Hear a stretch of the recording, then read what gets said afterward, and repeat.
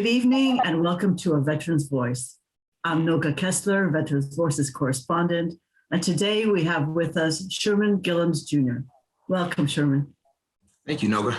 Sherman enlisted in the Marine Corps at the age of 17 in the year 1990 and served until 2002. And he retired as a Chief Warrant Officer in 2002.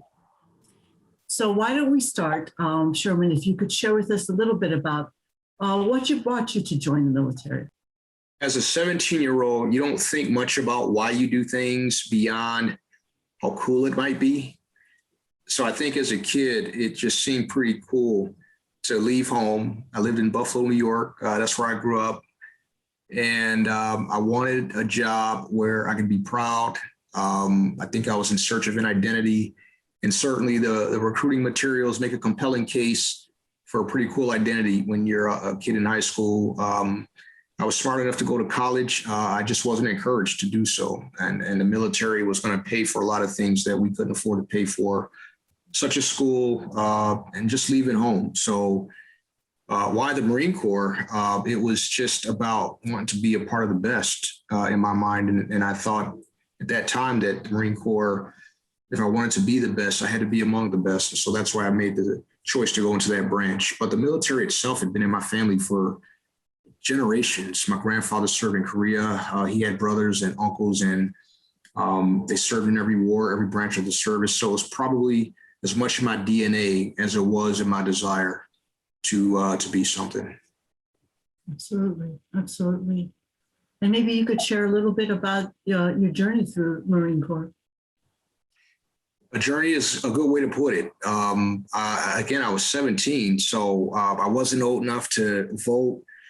I don't even think smoking cigarettes was legal, and I didn't at that time. But there was a lot that I couldn't do. But I could go to Parris Island and get screamed at for 3 months, and it was a great experience because it was the first time I could see America in its fullness. And what I mean by that is I saw people from all over the country in every shade of skin color, every socioeconomic background.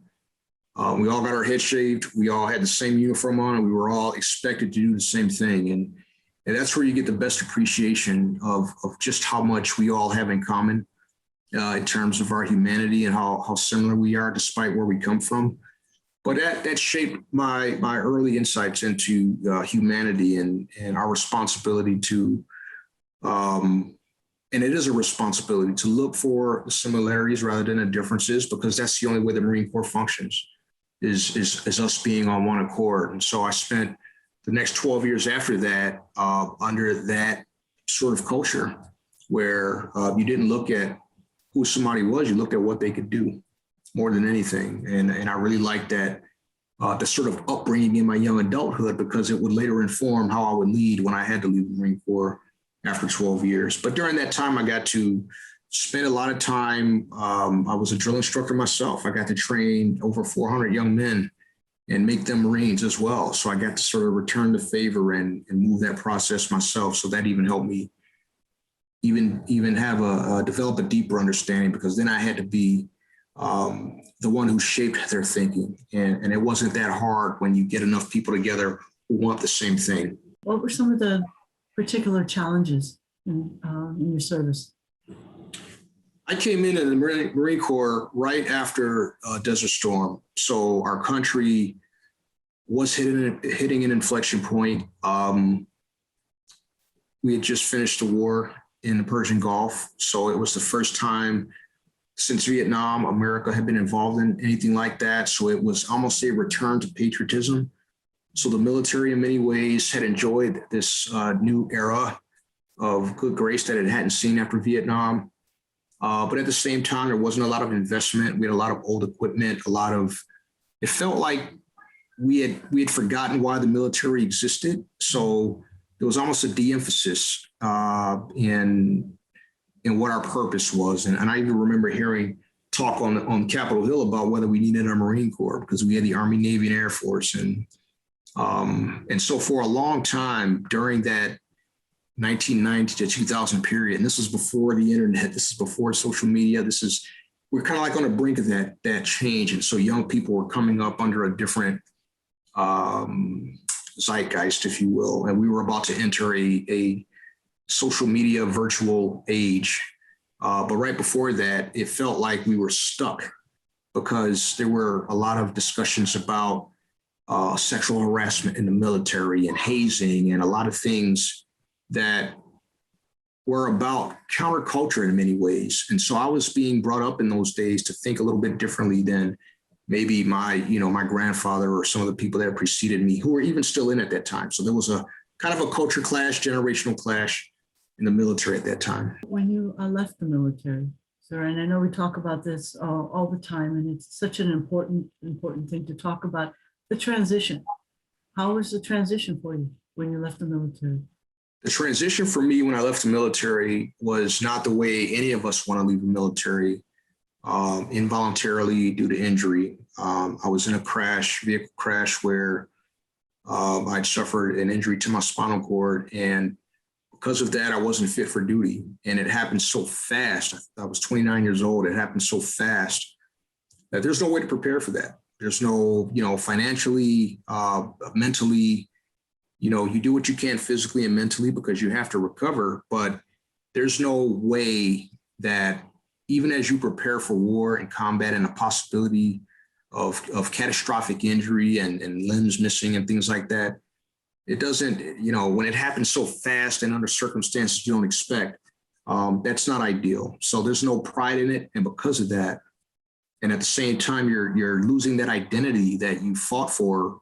In my case, since I was 17, it stripped away everything I had. I felt I had everything gone in a blink. And so leaving that behind was very tough. And I had to recreate an identity that I'd never had before as an adult, having to sit for a job interview and write a resume. I'd never had to do that before.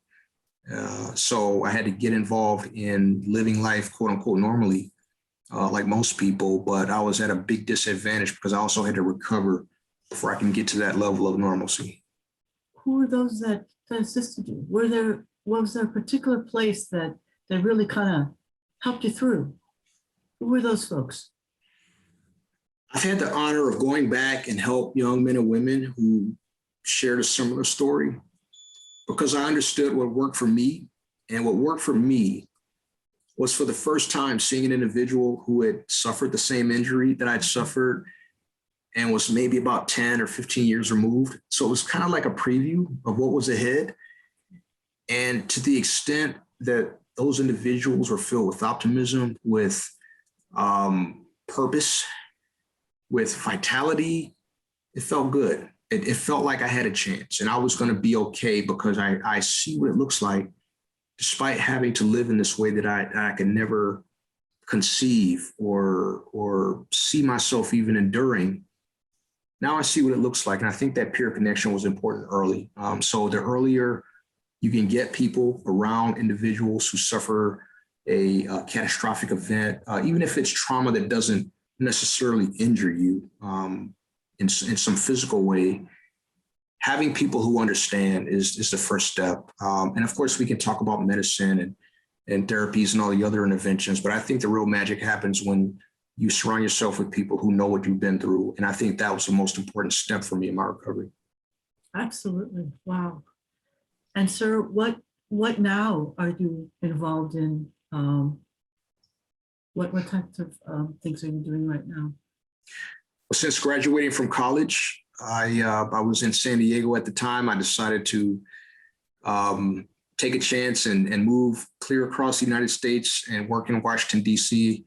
In the belly of the beast, as some of us put it, and try to change laws and advocate for people who have no voice.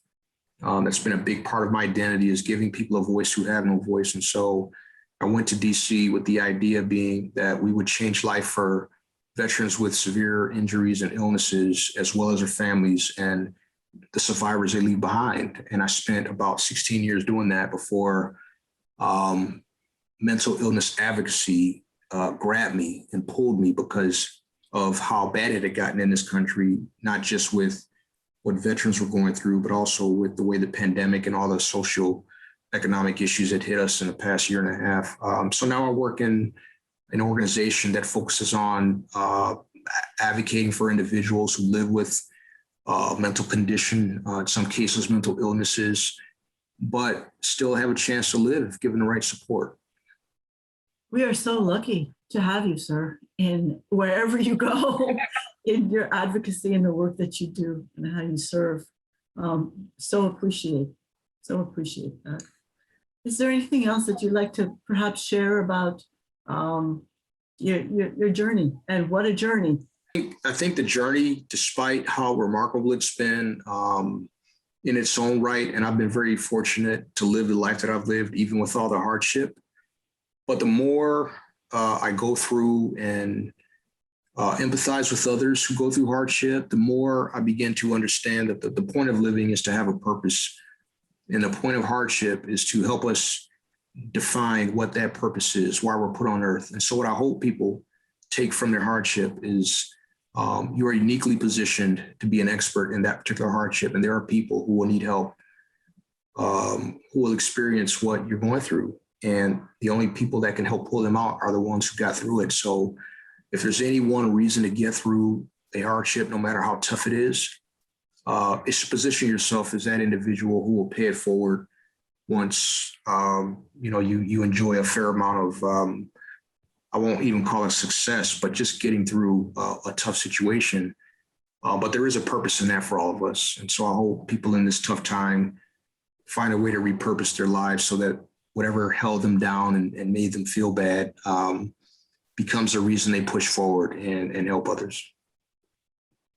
Oftentimes you think about, well, why to share the story again, and to feel that because if it can help another person, that's the only reason. If it can help another person get through that darkness.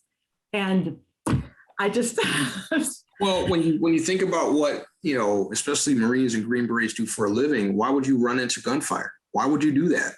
Well, because it's going to help another person. That's just how we're wired to operate. It's not about comfort. It's not to feel good or to get medals. In fact, some of the most decorated people carry the most pain. That's why we tell young folks, it's not about those medals. It really isn't about that. But yeah, there are only certain people that are built for that. And it's not, some of it has to do with the fact that we were trained, but you have to attract people into that environment, knowing that that's a possibility to even get, that character out of people. And it's a unique breed. Not everybody can do it. And there are people who admit, I couldn't be a doctor because I can't stand the sight of blood. So I know my limits in that. Yeah. Some people can be doctors and some people can be nurses and social workers, but only some people can do this work of being in the military, knowing that it may cost you everything and you're doing it for a higher purpose. Absolutely.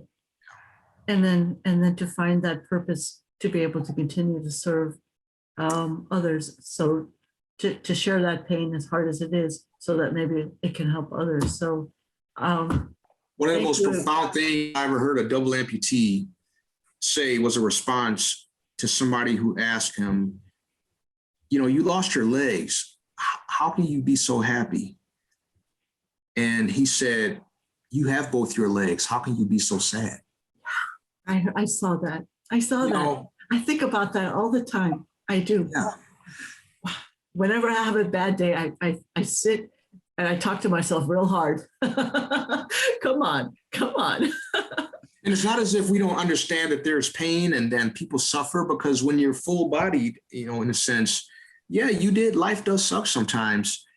But once you cross that threshold into profound loss, you wish for those days when you had both your legs and your wife was leaving you, and that's all you had to worry about, because picking yourself up off the floor is so much harder than having to worry about, how somebody is making your life miserable legally, in a sense. So yeah, I encourage people, especially today, given all we've been through, be thankful, because it could just go. And people suffer losses all the time that we don't know about because we're so detached from what could potentially happen. But a lot of us find out, yeah, you can live through it, but I wish I'd have been more thankful if I could go back in time and be more thankful for the time that I did have it. So I better be thankful now, like it can always get worse. Like, don't think it can't get, you can lose all of limbs, it doesn't have to be 2 or 3, it can be all of them. So